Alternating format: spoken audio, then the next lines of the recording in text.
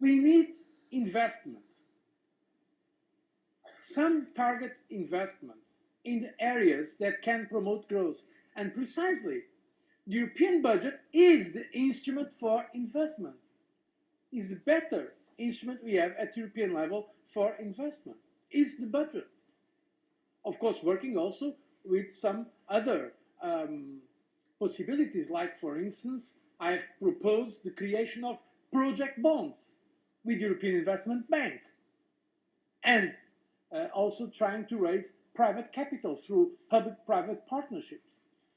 I see that now member states are speaking, including the net contributors, more and more about the European Investment Bank. It would be helpful if they could increase the capital of the European Investment Bank, as has been recommended by almost all economic and financial analysts.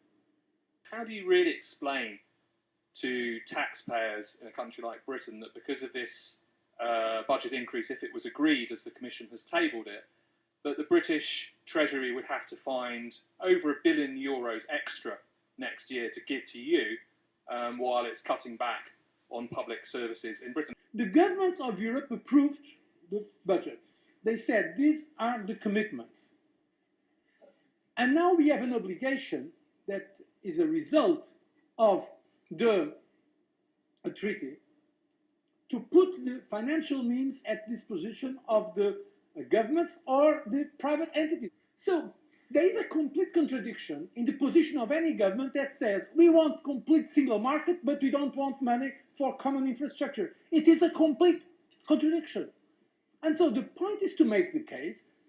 Of course, I know very well that my voice and the voice of the Commission of the European Parliament is not heard so clearly in Britain as it is the voice of the government of Britain.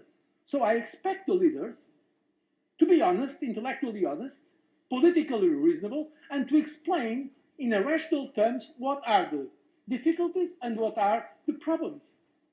But please try to avoid any kind of prejudice in terms of ideologic considerations or any kind of anti-European sentiment.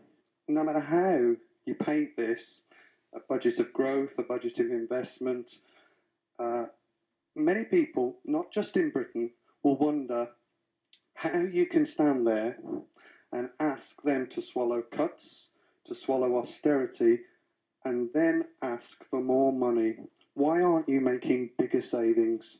The biggest member state of the European Union, the biggest net payer, has a budget, a national budget of 440 billion euros. The budget of the European Union as a whole is 140 billion. This is a third around of the budget of the Federal Republic of Germany.